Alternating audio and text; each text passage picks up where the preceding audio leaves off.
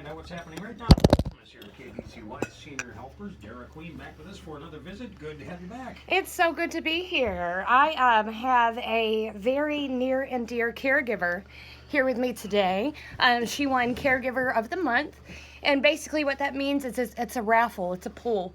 So any day that you go without a call out and any time that you pick up extra shifts, your name goes into a bowl. This girl got like 9 votes last month and won our top prize. So I brought her in here to share some of her experiences about working for senior helpers and the DNA side of what that entails. It's a tough job, but she's got a big heart, and hopefully we can relay a little bit about that to you guys. Very good. I love Tina's last name, but I always mess it up. So what is your last name? Nia Raquel. Nia Raquel. I like to say Nagia Raquel, but Nia Raquel. So Tina, how long have you been with Senior Helpers?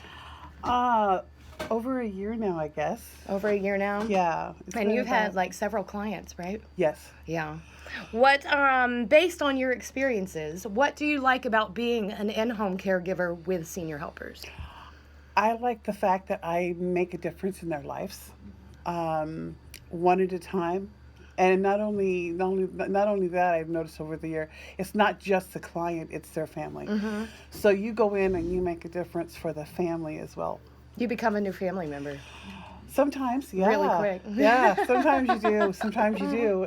But if you can leave them with a smile at the end of the day, and you can leave family feeling comfortable and calm at the end of the day, you're doing a really good job. You're doing exactly what you're supposed to do. Yes. What do you think seniors worry about? I think they worry about strangers coming into their house. Mm-hmm. I treat my clients and their families like with empathy, not sympathy. Mm-hmm. I try to put myself in their place first, and I wouldn't want somebody coming into my house and just poking around and, Right. and asking questions. We get a list of what we're supposed to do. Right. The first thing I do is basically ditch the list and ask them. Mm-hmm. Good. No, I don't blame you. I do the You same know, there's some things I just pick up on and you can do. Like if you see something to be swept, just do it. thing. Yeah. And that gives them more comfort. They don't have to be telling you what to do. But if they are in control, it's good. Yeah. No, it is good. And just to know that they have a right to be treated with respect. And they have a right to choices. Yes, they do. Yes. We have situations where we come in and assume the entire household management, but we still make every effort to include that client in our conversations. Even if what they're saying to us doesn't make sense, we still ask the question a good 3 or 4 times before we make a decision. How do you think a caregiver can alleviate a lot of those fears that they have? By coming in and not being a stormtrooper. Yeah. Like, I've heard some stories. Yeah. And either they're too calm and they don't do anything, or they're just stormtroopers. And I think you should start with a smile, and you should start with introduction. I always shake their hands. I know it's COVID, but I always try to shake their hands if they like that, because it makes them feel they're old school. Right. And so old school means you got to go with Acknowledge the flow, and it's introduce. this is my name, and I find out about themselves and find their hobbies, and that's one thing I love about seniors. They let me know that stuff, so I can talk about that stuff, and it breaks the ice. Yes, it does. It's nice to find a good icebreaker, some They common like to ground. reminisce about Oh, some of yeah. their stories when they Yes. were young. Yeah. All that kind of, Yeah, and if we get that stuff ahead of time, it's good for us. Yeah. Because it gives us something to start with. And so they don't think that some strangers just walked in their house. Right. Stranger. No, you have a decent amount of background information. It's almost like a movie summary before you go in.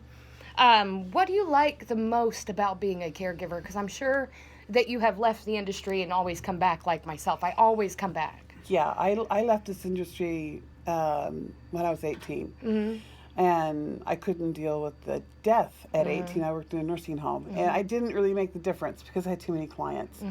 So when I came back to this. I like this better. Why do you like being an in-home caregiver better? I make a difference every day. And I can go to 3 homes in one day sometimes. Rarely do I do that, but when I do, I make a difference in those homes. and I make a difference in the family, not only just with the client, but just the family themselves. Yeah. And I love to make connections.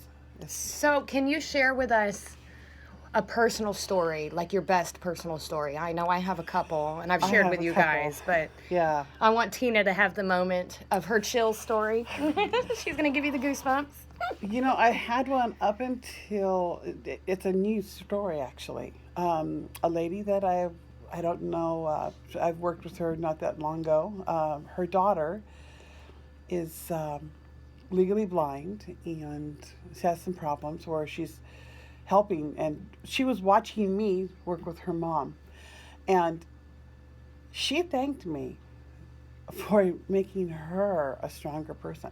Oh, And I just, sorry, it makes you me, have, yeah. oh, and I chill and kind of get teary eyed because it's, to me, for somebody who's struggling, she just felt so comfortable. They even requested me to come back, and that says something for me, that it makes me feel good that I made that kind of a difference. Mm-hmm. And I made a connection with a young lady that I'm going to keep. So not only now I've got a new friend. You Yeah. know, I've got a new friend with the lady and the family.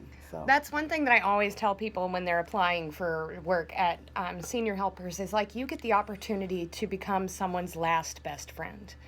And how special of a title that is, to be the very last best friend that they make. And that probably the best friend that they trust the most. yes. Because you kind of had to make it work together. Yeah, it was easy, you know, and I think there's a second one I would like to add. Yeah. We, she passed away, sorry, but she was real special to me, and I was the last senior helper Yeah. to help her when she came home, and that meant the world to me. Mm-hmm. To say goodbye to somebody you've loved and just tickled your heart. She just, sweetheart, she made birds. And anybody who's out at her house has a bird. I have 3 birds in my house. Sorry. No, I am too. I have birds at my house, and I know how to halfway do them. I wish I could remember the entire way she taught me how to do them. She just, I miss her. Yeah, you miss her. And, but she's with her husband now, so which is good. And you got that that very special moment Yes. right there at the end. I cannot explain to you guys how special it is to be a part of that in someone's life.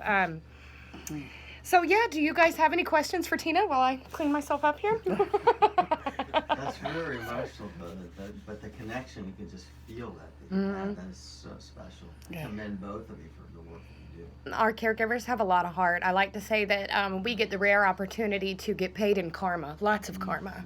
Not only as a paycheck, but it's more than just a paycheck. It's like you're earning goodwill. You feel strong in your community, and you actually do make a difference every single day. You make so much of a difference. I hope that what I do now, I'm hoping, you know, that and when I say empathy, I mean empathy. I mean, because if you come into this job for just the money, get out of this job. Yeah. Oh yeah. Don't do this It's for not the that money. kind of job. This job should be from your heart. It should be. And I hope that someday when my turn comes, and we all will have those turns, when you have to be a child again and you're an adult mind, that's got to be very difficult. Oh yeah. I don't like giving up my stuff now. What am I going to do like later? No, I know. And also, we get the chance to look at everyone as human. Yes. Which I think our world is starving for right now. A lot of times people want to point out the differences and things to divide us. This is a human that needs human help. So I think it's really nice to just focus on the human aspect. We don't have to deal with the politics of things going on. I just get to be human. And I wish that more people understood and remembered how to just be a human. And if you guys are interested in working with us and getting some of those good goosebumps and nice training, we're doing a big hiring day right out front tomorrow and every Wednesday this month. So feel free to stop by. We'll be right out in front of Aunt B's, in front of the Big Thai Barbecue. It'll be myself and Connie, and you guys certainly will get a lot of hearts when you come and meet Connie because she's full of love. But we could use everyone's help right now. Nobody wants to move. Everybody wants to stay home. And Senior Helpers works every day to keep people at home. So if you guys have questions or if you want to learn more, you can call 503-990-7112, or you can visit us at www.seniorhelpers.com. And Tina, I want to give you a big thank you for everything that you do for Senior Helpers and everything that you do for our senior community here in Salem. And I thank you for being the star of Senior Helpers this month. Well, thank you. Yeah. I want to thank Senior Helpers for letting me try to come back into this business. I know we're lucky to have her. So I'm really grateful to get. It was my first interview, my first job interview, and I just took it.